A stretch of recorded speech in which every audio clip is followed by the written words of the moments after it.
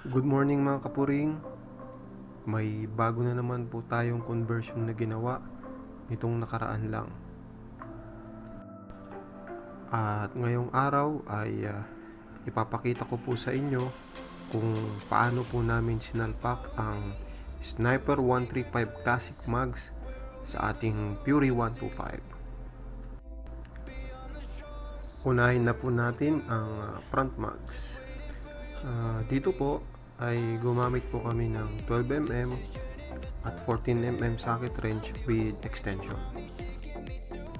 Sa pagsalpak po ng front mags, gagamitin pa rin po natin ang stock front axle at left side spacer ng ating Fury 125. Narito po ang video ng installation.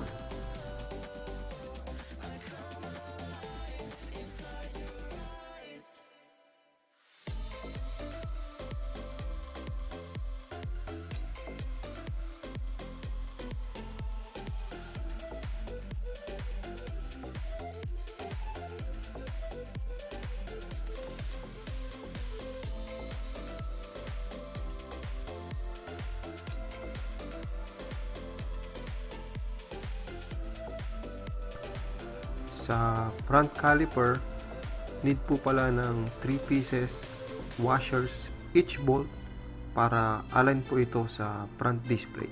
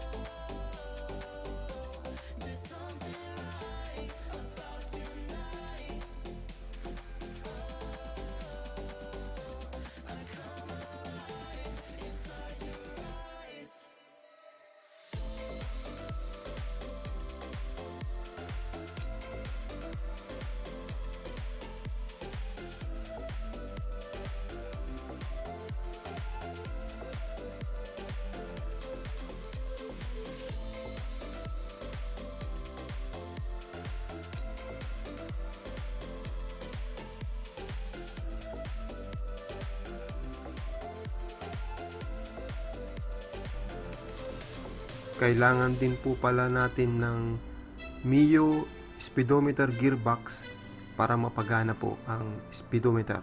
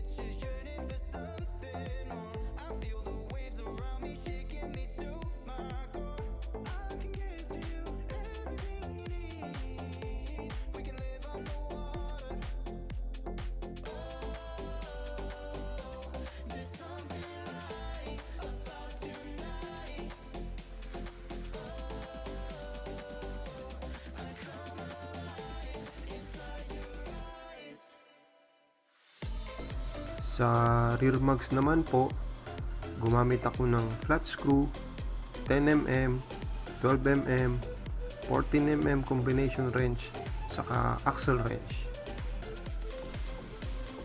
Gagamitin nyo pa rin po yung stock rear axle, flange inner spacer at side spacer. Kailangan nyo rin po ng Sniper 135 Classic sprocket flange, sprocket at Fury 125 rubber damper.